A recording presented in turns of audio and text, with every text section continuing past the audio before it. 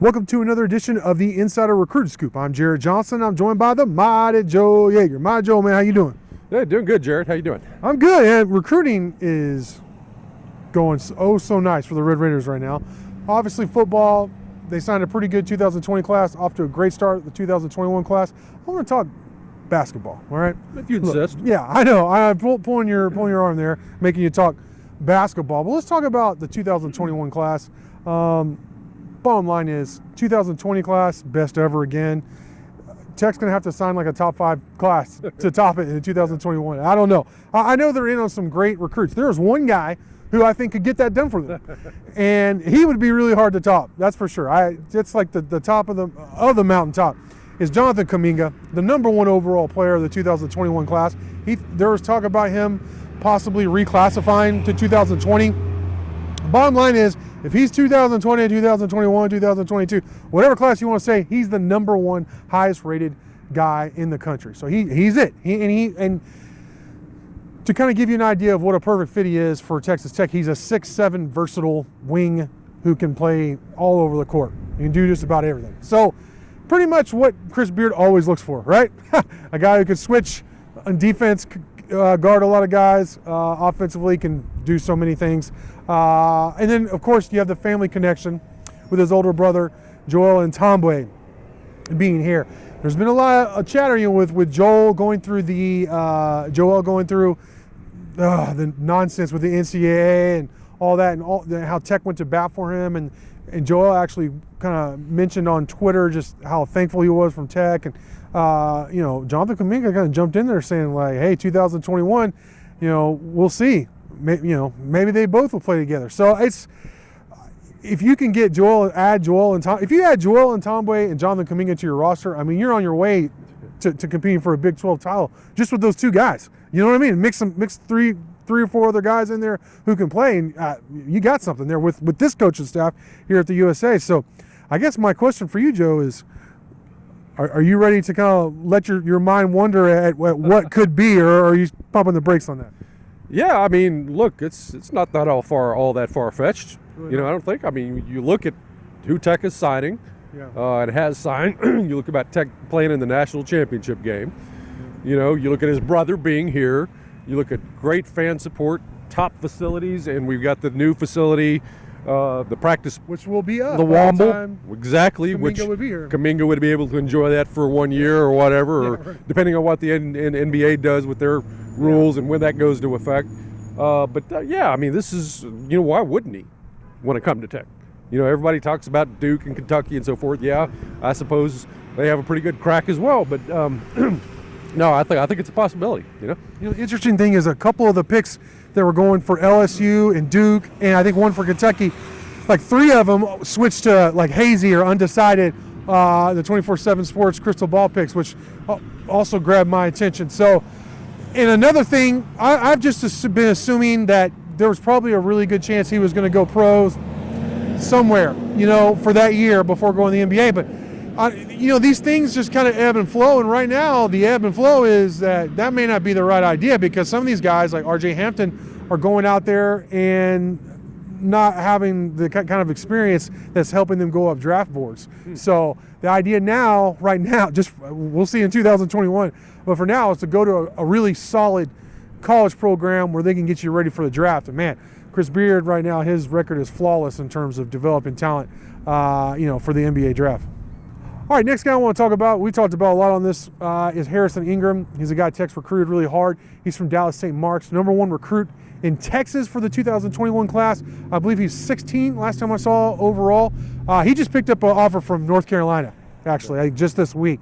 So, I mean, that's no surprise. If you're a top 20 guy, I mean, you're going to get the offers from North Carolina, Dukes, the Kentuckys, all that.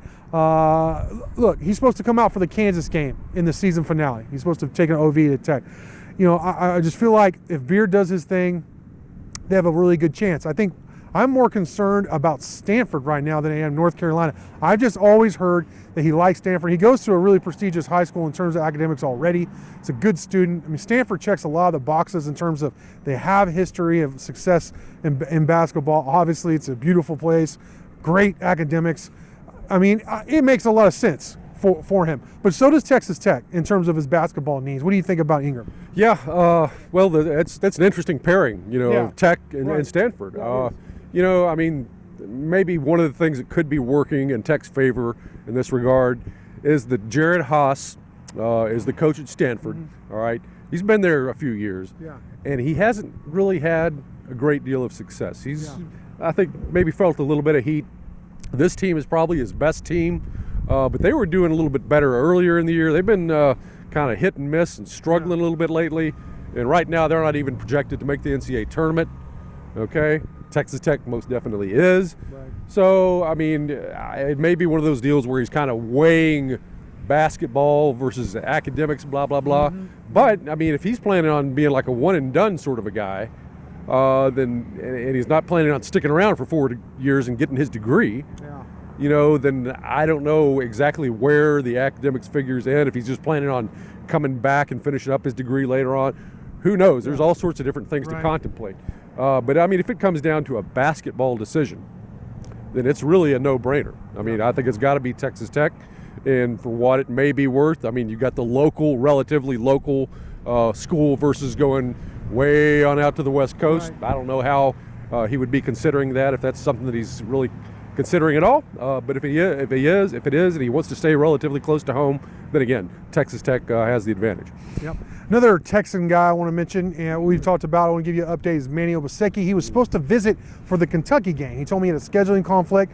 He said he does plan on rescheduling that visit. I haven't heard back from him on when that's going to be yet, but I think Tech's still in play, but I mean, they got a lot of competition for Manny.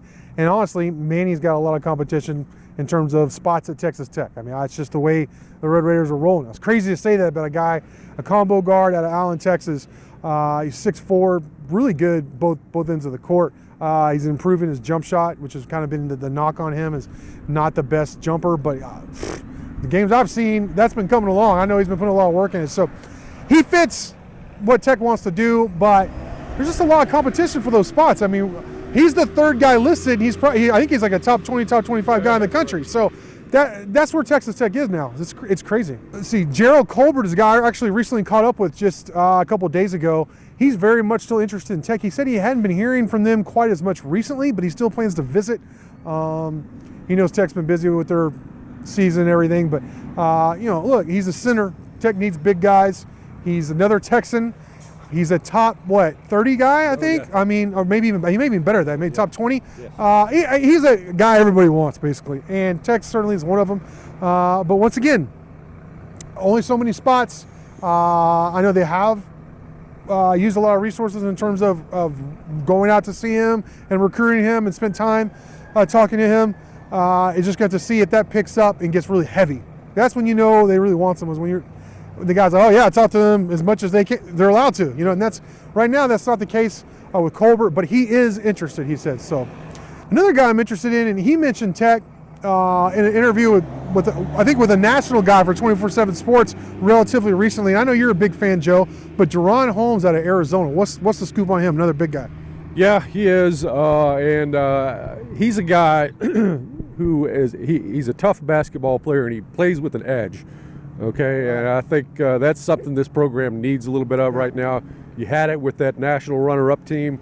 I don't know if this current team has it, but I mean, he would definitely bring that aspect to the program, and he's terrifically skilled. He really is. He's I think an excellent shot blocker, and he's got real offensive ability as well. He can pass the ball. He's got a little bit of perimeter skill. He can do a little bit of all of it, and I think that he's probably a better prospect than his ranking right now would suggest. Okay. I'd be very happy. Maybe? Yeah, maybe Goodyear, Arizona. I mean, I didn't even know there was a Goodyear, Arizona. Is that where the blimp's made? Yeah, it could be. That would make a certain amount of sense, wouldn't it?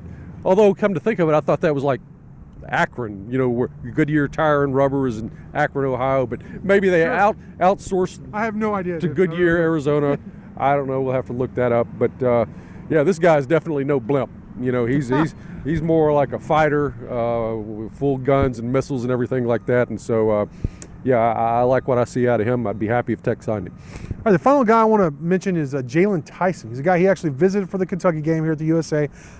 He's from the same school as Duran Bradley, 4-star receiver. He was really excited when Bradley committed to Texas Tech. I talked to him after he visited here. He didn't have a lot to say, but he said that the atmosphere was live, which I know is one of your favorite terms. They're still saying live. They were saying that back in the 80s. No, there you go. It was live. Live, all the way live. And he had a really good time. He was really impressed with the fan base and just the atmosphere, which I think everybody was. It was a crazy atmosphere. So he's what they seem to target more often than not. 6'6", 6'7", lanky, versatile. He can score. He could. When he wants to, he can defend. He can switch and guard a lot of positions. So I mean, he's the type of guy they seem to always target. So it'll be interesting to watch. That he might be a guy who maybe they slow play, and if some things don't go the way they want, they end up taking. So we'll have to see. But I mean, he's a really good prospect. He has an offer from TCU as well as Texas Tech. So we'll see how that plays out. But Joe, that's it for today. Great stuff from you as always. Thank y'all for watching, and until next time.